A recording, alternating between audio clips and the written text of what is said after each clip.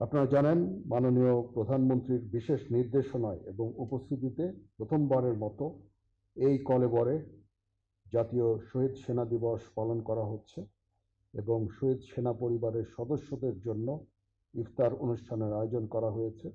এজন্য আমি উপস্থিত সকলের পক্ষ থেকে মাননীয় প্রধানমন্ত্রীকে আন্তরিক ধন্যবাদ জানাচ্ছি। 2009 সালের 25শে ফেব্রুয়ারি নিয়ে অনেক কথা হয়েছে। একটা কলঙ্কজনক দিন।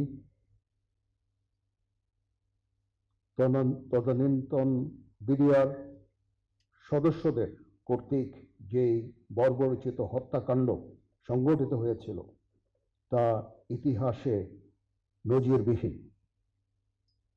পিলখানা ঘটনার পর শহীদ পরিবারের যে সংগ্রামী জীবন শুরু হয়েছিল তা মসৃণ ছিল না। শহীদ পরিবারের সদস্যদের সন্তানগণ জীবন গড়ার ক্ষেত্রে পিতা বা পিতামাতার স্নেহ ও মমতা থেকে বঞ্চিত ছিল। শহীদদের প্রতিটি সন্তান আমাদেরই সন্তান। বাংলাদেশ সেনাবাহিনী সর্বদা আপনাদের সর্বাত্মক সহযোগিতা নিশ্চিত করে যাচ্ছে এবং ভবিষ্যতেও তা অব্যাহত থাকবে ইনশাআল্লাহ। বাংলাদেশ সেনাবাহিনী এবং বর্ডার গার্ড বাংলাদেশের সম্পর্ক মহান মুক্তিযুদ্ধে আত্মত্যাগের মাধ্যমে রচিত হয়েছে। আমাদের স্বাধীনতা সার্বভৌমত্ব অক্ষুণ্ণ রাখার জন্য বাংলাদেশ সেনাবাহিনী এবং বর্ডার গার্ড বাংলাদেশ যৌথভাবে কাজ করছে। আমাদের জাতীয় জীবনে যেন 2009 সালের 25 ফেব্রুয়ারির মতো কোনো ঘটনা পুনরাবৃত্তি না হয়, এজন্য আমরা বদ্ধপরিকর এবং আমরা সকলে ঐক্যবদ্ধ হয়ে একটি সমৃদ্ধ বাংলাদেশ গঠনে কার্যকরী ভূমিকা পালন করব ইনশাআল্লাহ।